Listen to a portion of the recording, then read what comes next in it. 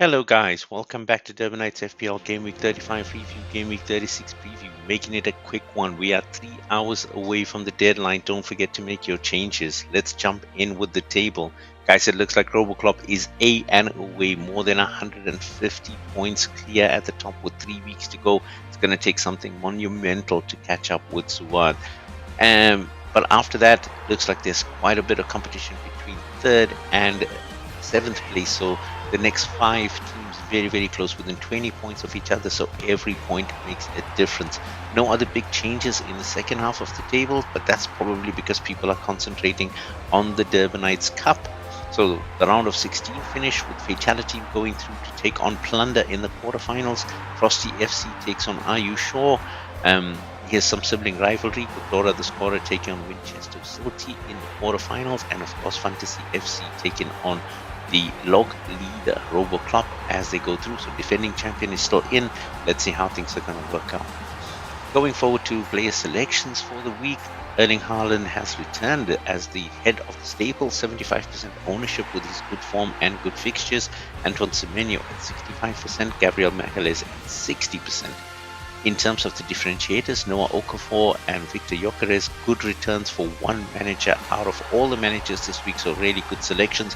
Nori Michele returning for 2 managers, Dominic Szoboszlai for 3, James Hill and Marcus Senesi, the Bournemouth, appearing at the back for 5 and 7 managers accordingly, so really helping teams get boosted this week. Now, looking at the hits and misses, Stonewalls for myself, Zach, Sai, Azra, Fatih, Umer and Ansu quite a bit, and 1 Iron Wall. Who else? The Squish. Super Strikers for also quite a few, buoyed by captaincy of Erling Haaland, Suad, Atta, Azra, Fatih, Hassan, Maipai and Umer. But elite striker points for Umer, who paired up a captaincy with Erling Haaland with Victor Gyökeres, getting through 30 points on his single team. Then you've got hot benches for Zion. I thought that's going to hurt for Zion, especially who got knocked out because of points from the cup, but Arthur managed to escape as well.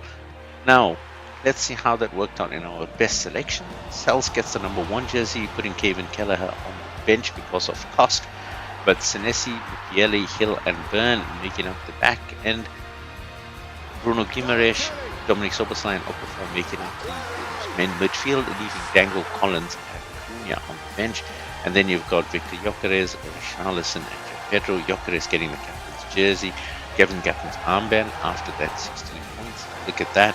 Total points 128 with 155 on the bench, including the bench, and a total cost of 89.2. So again, very affordable team, this one. Now, looking at the matchups for this week, just 3 left, guys. We're calling out Arsenal and Aston Villa as having good fixtures. Arsenal, especially towards the end of the season. Brighton as well, some good fixtures coming up for them. Man City with the double this week.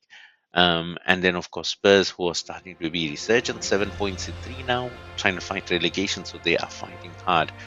Calling out that Brentford has tough games now coming up towards the end of the season, might be a good chance to drop those players and look elsewhere. Chelsea on current form have a terrifying run with Liverpool this week, then Spurs and Sunderland. Let's see how that pans out. And Crystal Palace do have the double, but one of those is against Manchester City, and they do have a Europa Conference League that they have their eye on, a chance for them to get into the Europa League next season, so they might not play their best side, so just be aware of that. Now, looking at the selections as well, quite a few issues with goalkeepers. Robert Sanchez out for Chelsea. Look at Jorgensen to step in.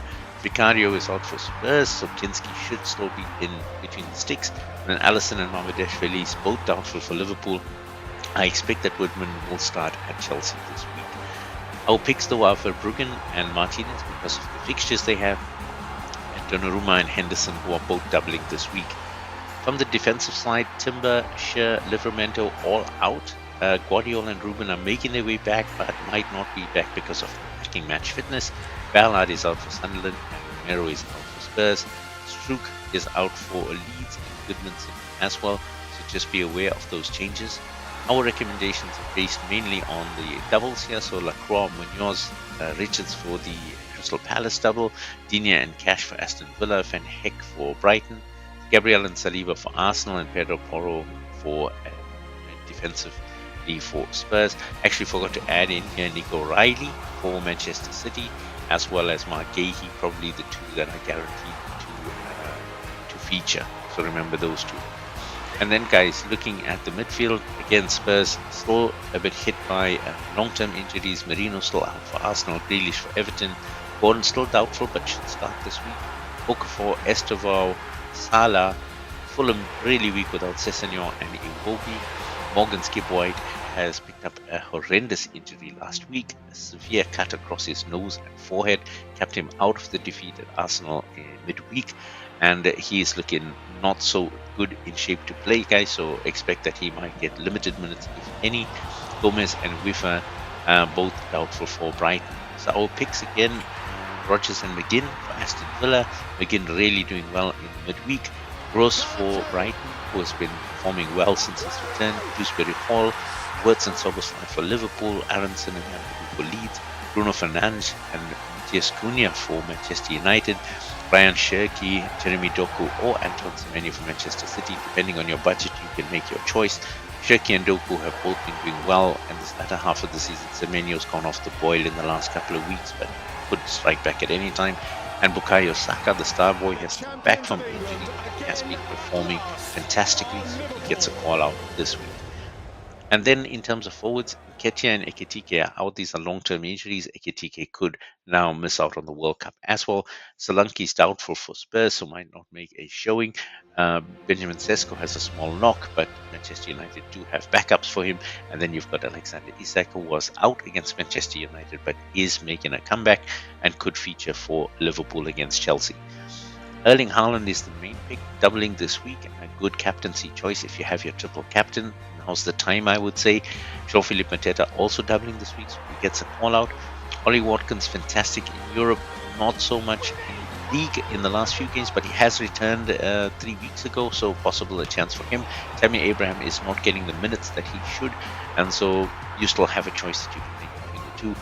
Victor Gyökeres for Arsenal has been fantastic in the last couple of games, so a chance for him to really help them get over the line. Then you've got Richarlison from Spurs because of Solanke's injury, Calvert-Lewin has been consistent for Leeds, and Danny Welbeck with a fantastic fixture this week, a chance for him to finish off on high.